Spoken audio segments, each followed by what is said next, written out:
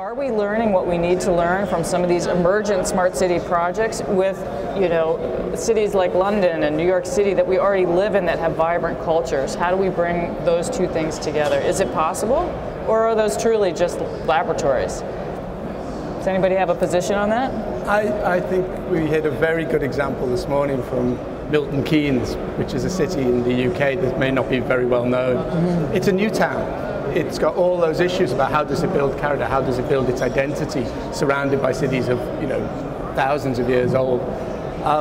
And yes, it's a laboratory. It's getting very active in trying autonomous vehicles, Internet of Things, new energy projects. But it's also engaging with schools. It's also addressing things about mobility and access across the city. It's reaching out into a broader range of communities.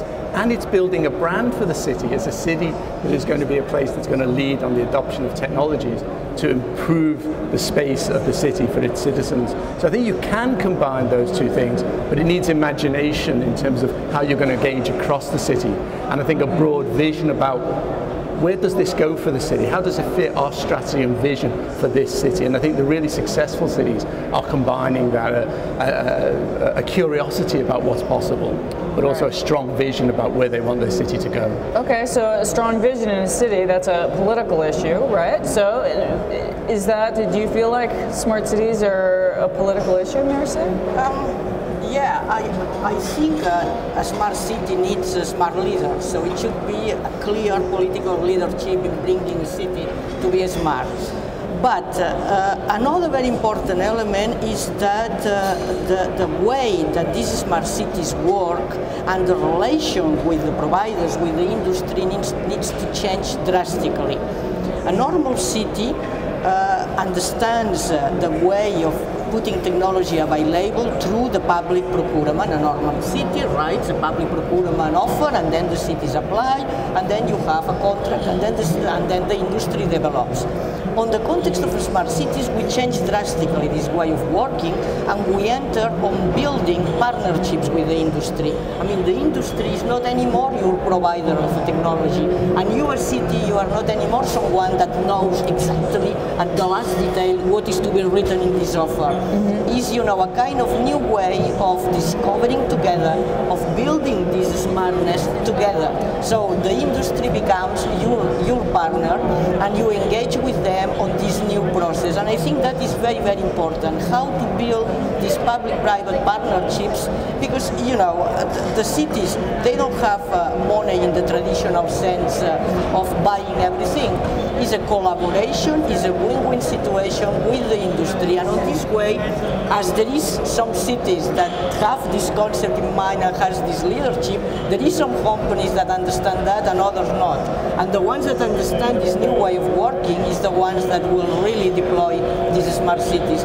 If not, we will have only pilots. Pilots, we have a lot of pilots. A pilot project on smart grid, a pilot project on data. That we have a lot, but we will never arrive really to deploy around the city and thinking in all the citizens these new concepts. We need partnerships. Well, that's the money, right? We need partnerships. And I just wanted to echo what Mercè said there about pilots.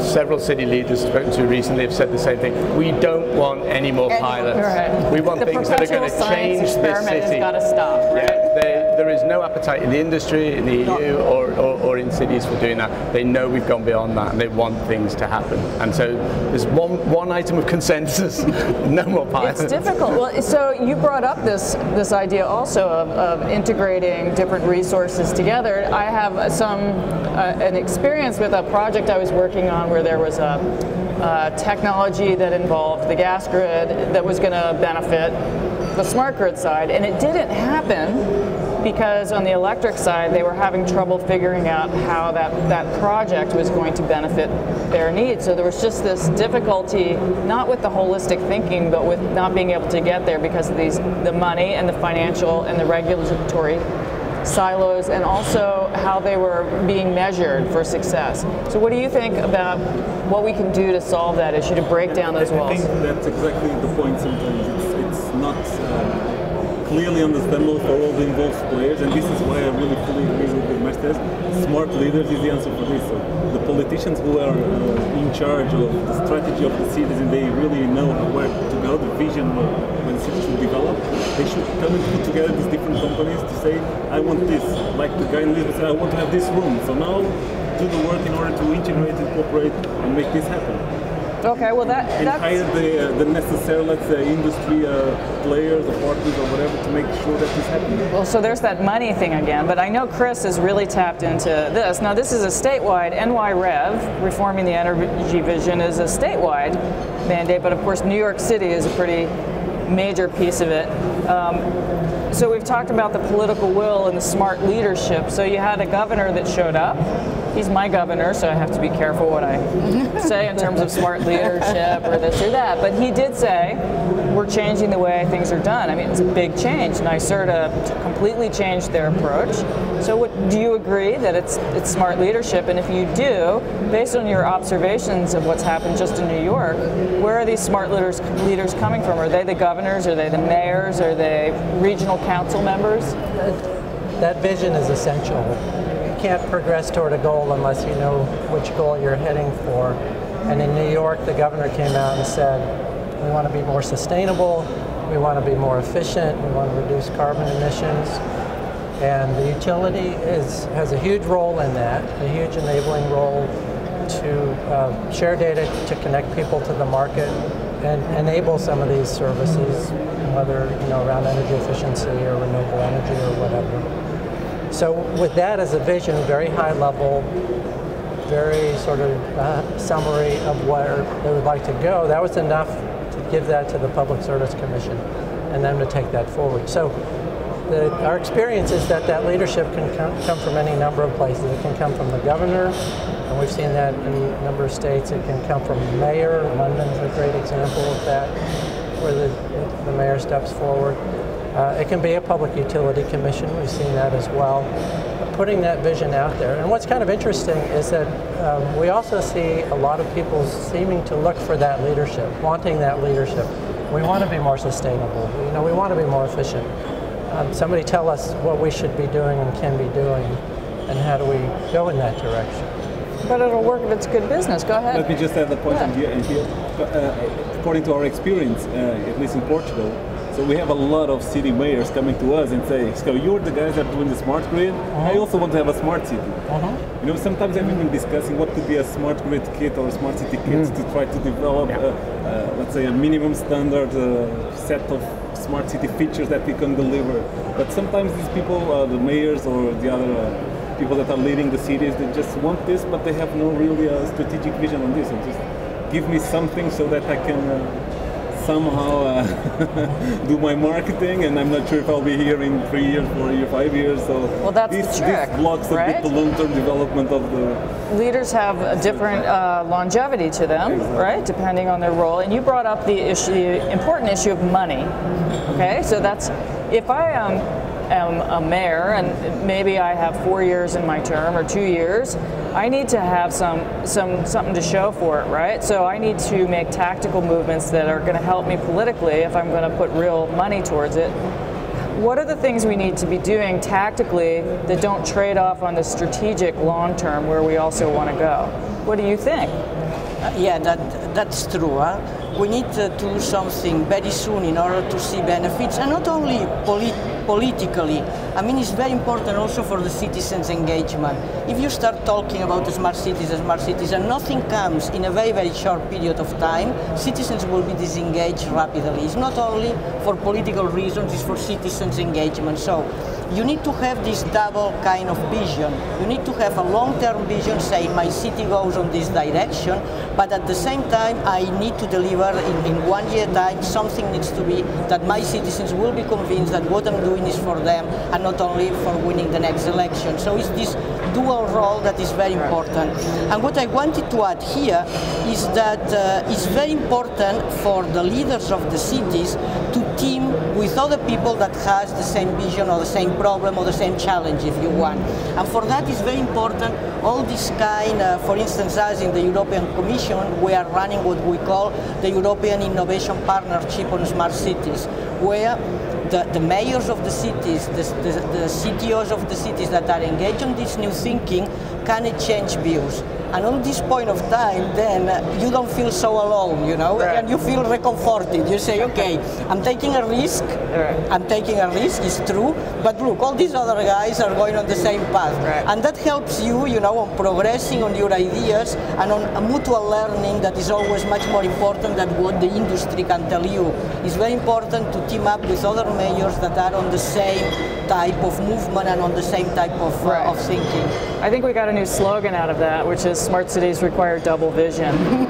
But that's not exactly what you said, but we could run with it. So, you know, do you agree? I mean, collaboration sounds like it's the key component. Eric, go ahead. I think as well it's about focusing on those outcomes that are key for your city. I think the smart leaders have done that. They've understood for their city the biggest problem might be air pollution, or it might be social care, or it might be bad housing, and tying that into things that the people care about. That can be part of a wider agenda around sustainability and energy efficiency and so forth. But it has to be something that's tied to the aspirations of the citizens as well. And then you can make those incremental improvements. And equally important in democratic cities, you can show you've made an improvement. You know, that's very important. It's going back and showing how these innovations, how these changes are making an impact on the city. Okay, well, that's traditional political marketing, if you like, but it has to be done. Okay, let's get specific. Do we want smart trash cans? I mean, do we want better transportation? We can't just say we're going to improve transportation. We have to start talking about that. And you're talking about, you know, how we do this, how we actually integrate and implement these things. Have you done the use cases? How do we figure it out, right? Actually, that's a very good point, and just referring to what Mercè was saying about European Innovation Partnership. Actually, our company, EDP, was actively participating in the Sherpa group, and it was very, very important to put everybody in the same, let's say, the same line, everybody aligned, because different people have different backgrounds, and they have different ideas when they're talking about the same thing, let's say. So this European Innovation Partnership and the Smart City group, we come together. There was this common document where people could comment and interact with each other. And I think in the end the work was very good because it was much more mature and document that would help different stakeholders, let's say the cities, the utilities, the industry, to really understand what we should be doing to go forward. All right, well, and it's going to be different. And so Eric said it. We have to show value, and that, of course, are the political implications. What have you been working on, Chris, or seeing that's showing that value? Well, I was going to give you an example of collaboration where a city wants to have more efficient traffic and parking, as an example, San Francisco. So partnering up with a technology company, and this can also help with the money issue, the missing money, if you will. So in San Francisco, the parking meters, the price to park changes at different times depending on how congested the city is. So that's a benefit to the citizens because when they need to find parking, they can find it. And the city can take advantage of the higher revenues, both to pay for that system, but also to increase overall revenues. Chicago's doing a parking garage, a city-owned parking garage, old, somewhat run down. They want it upgraded and technology to operate it more efficiently. Same thing, partnering with an outside company to share in the expense and also the revenue upside that comes with that. Well, we do know that smart technologies can be very upsetting to a population if they're not marketed correctly, which is what you're getting to. I mean, we have the classic example, right? Smart meters in Bakersfield, California. Bad things happen. We thank PG&E for taking care of that problem. But I can give you a good example. Okay. Or a few good examples. So on one hand, one of the examples, we have been running a project that is finished, the European project FP7 called S3C, so Smart Customer, Smart Citizen, Smart Client. and we did a gamification platform where people who had the smart meter had the possibility to participate in a smaller city near Lisbon. And actually there was a competition to see who would become the most efficient citizen in terms of energy consumption. And then in the end there was this electrical bicycle prize and so on to motivate people, and it was disseminated in the schools, a lot of schools, and then these students came back home and they were nagging their parents not to cook in the oven, not to use the microwave. Yeah, right. So basically what happened in the end, okay, this girl won the bicycle. She was very proud, and really what she was telling is that now they have conscience of how much they really consume. So this is a very good benefit. We have seen this also happening in the city of Évora. We started a project there, the Innov City. So people now tell me when they are going to use certain kinds of instruments to cook. For example, the Bimbi instrument. I don't know what is this automatic thing. She knows exactly if I cook here, it will cost me 18 cents per hour. If I use the oven, it will be 17 cents. If I use this or that, I really have conscience how much energy I consume, and I start to understand that energy is not for free, and really I can act upon this information, become more efficient by myself. I don't need nobody else telling me how to do because I can figure it out myself. I just need the means, the data information that I can use for my own benefit. So it's been a very good example that we have in the city of Évora, 4% consumption reduction, just because people got aware of how much it consumed. So would you say that the technology is not really the problem in making cities smart, and maybe it's not even the politics, it's smart messaging, and that the innovation we start to sort of see, for lack of a better term, the virtuous circle, right? Is that true, or am I off my rocker? That wouldn't be the first time. No, I think the smart cities will be smart if they deploy not only new technology but the right technology. And here, if we want to be a bit honest, let's say that this idea of smart cities started a few years ago, and it was more a kind of a hype or a publicity name by big IT companies that start to label smart cities whatever deployment they were doing. And this type of smart cities didn't went anywhere. And now the thing is completely different. Now the city leaders and the people working on the IT departments of the cities, they know that when you want a city that is smart, you need to ask for interoperability, and you need to take very much care of not being locked in by certain vendors. And I think that is a very, very important element, because if not, I don't know, you deploy a collection of sensors in order to monitor your lighting, okay? And then you say, okay, but I have a nice system with these sensors for lighting, but why I'm not using the same present sensors now to control the traffic lights? And then the IT vendor that provided you the system says, yes, you can do, but if it's with me, because another vendor cannot access the sensor technology because it's mine. And I think we need to take very much care on not being locked in when we deploy this IT technology. Okay. And I think that is a very, very important element that is to be so that's a radical idea? Not every IT is good. Not every IT is good. Right. I think, following on from that, it's important to emphasize the positive aspect of that, which is just how much work cities are doing on opening out their data, in setting their procurements to make sure suppliers are going to work with their open data policies, getting suppliers to deliver platforms to run that data. And now I think we're just starting to see the benefits of that at the next phase. Some people have talked about open data 2.0, not just getting the data out there now, but thinking about the quality of the data and where it makes an impact. Because as you get to the volume, as you well know, you start to do really interesting things, patterns around energy efficiency in the city, really understanding the mobility needs in the city, and opening that out to third parties, to suppliers, to academia, who have a great role to play in this in terms of bringing data skills to the city. I think we're at the cusp of seeing some really interesting stuff with projects like the Copenhagen data platform, some of the work other cities are doing around that. So there's a lot of very positive things happening around data in cities. And I heard Chris bring up the concept of services earlier in a comment, which of course require data to figure out the right services, not just deliver them. Did you have something more you wanted to say around that? So on the network, or on the IT platform, absolutely. There are cities who are taking their smart meter communication networks and using those to control streetlights. So you have energy efficiency, but there's also a safety element of that. When the streetlight burns out, they know about it, and then they can go fix it right away. Another example I like, because it gets at some high-level carbon emission and sustainability goals, is electric vehicle charging.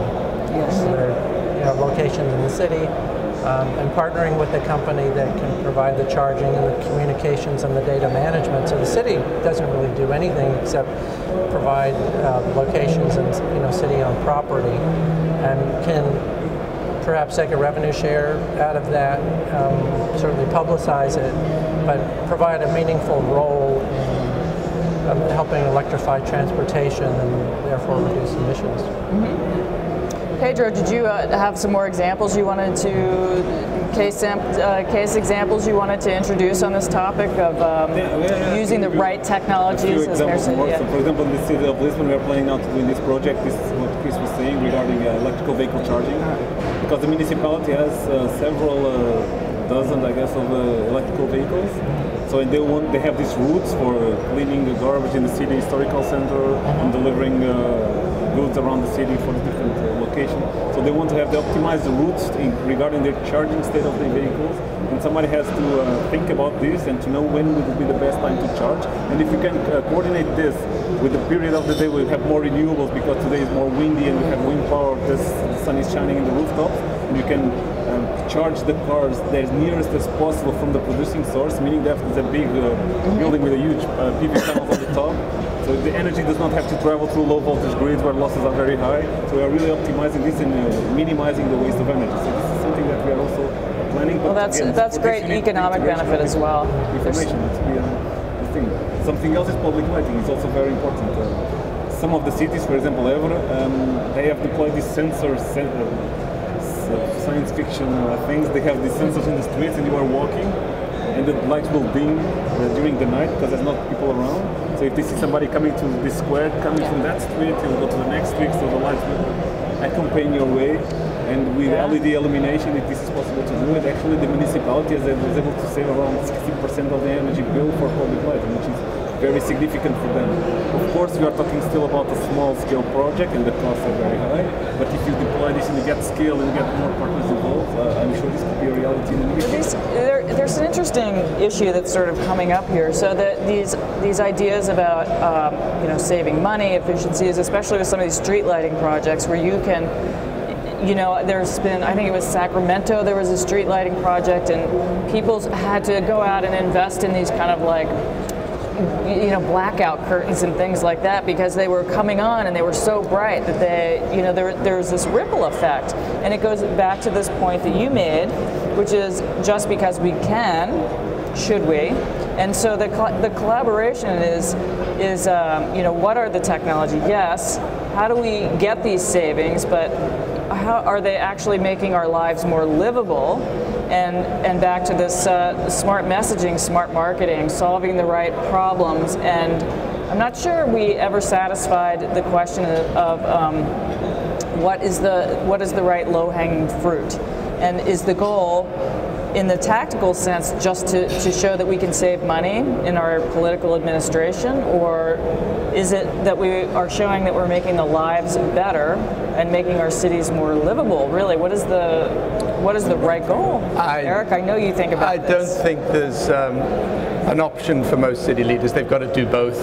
In the current financial situation for most cities, they've certainly got to find ways of saving money. And the challenge of their job is that there's also growing and ever-growing expectations on the quality of services in the city. That's the conundrum they face. And in many ways, that's the challenge that they're looking to technology to help them solve. They're not looking to technology for the sake of technology.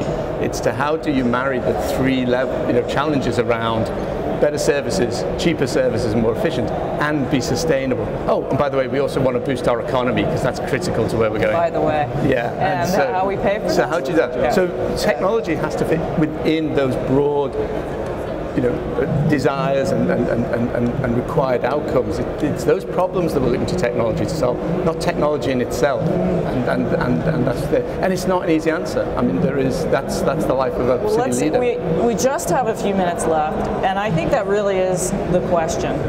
So, who is helping us build this bridge between knowing what the innovative technologies are, who we collaborate, what the things are that we can do, and then how do we figure out what the right ones are? Who's answering the questions in the cities? Is it the solutions providers that should be helping sort this out? And we could say collaboration, but really, who needs to be driving this? Is this an expectation we need to have of our political leaders now that they are making our cities more efficient? And how do we help them do that? Does anybody have some breakthrough thinking on that in the next 2 minutes? One very quick answer. It will never be one single agency, or it's one that, we want leadership and that will come from the cities. But the thing we hear again and again around this is it's new forms of cooperation that are shaping the smart city. So it will be how these groups come together. Now someone has to help that happen. Cities have a key role. I think other players and the suppliers have a role. And national government has a role to help that, and as does the European Commission and other agencies. But it will be the new forms of cooperation that are key, not one group addressing that issue. I think the citizens are to be on the center of the action. It's not just to save money. For instance, I was discussing once with the mayor of Helsinki, and he said to me, what I want to do with all this smartness is that my citizens will have per day 1 hour more of time per themselves. And that is what I want to do. You see? That's kind of a beautiful thought, isn't it? That is a vision. That is for what I want to do all this deployment. How much time you are losing each day on the transport system, on doing things that are for nothing. So you will have 1 hour more per day to use on whatever pleases you. I will take it. Not making days 25 hours, right? No. Give everybody a new Chris, did you have anything final you wanted to bring to the table? Throw maybe a curveball out there.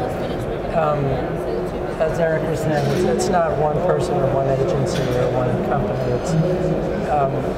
So a vision we talked about as being critical to this. And another one that people don't mention very often is brand. Brand and culture, because this is a long-term transformation. It's not about Mayor Smith coming in, Mayor King coming in and in 5 years dramatically changing the city. But this gets at informing the citizens, doing something that's consistent with the brand that's developed over time. You don't have to go out and try to educate people, because it's just a normal part of things that are going on. And the brand should be very responsive to what the citizens who are living there. Thank you. Pedro, final thought at all? I agree with what they were saying. Really, this is a very complex issue. There's a lot of different stakeholders involved, and really it has to be solved in a group. Because the sum of all parts for sure will be clever than... Well, we just solved it. Here's our group. Yeah, we're good to go. I think that's a good way. And then from the DSO utility, electrical utility, more part what we are doing and we think is working is giving more information to the citizens in the cities, because people by themselves will figure out better ways to use this information, become more efficient, more time efficient, more friendly towards each other. More livable, perhaps. Livable cities. That's the right word. Yeah, thank you guys so much. Mercè, Chris, Eric, and Pedro. What a great panel. I really appreciate your time. This is Carol Stimmel in the Engerati studio, European Utility Week 2015. Thank you.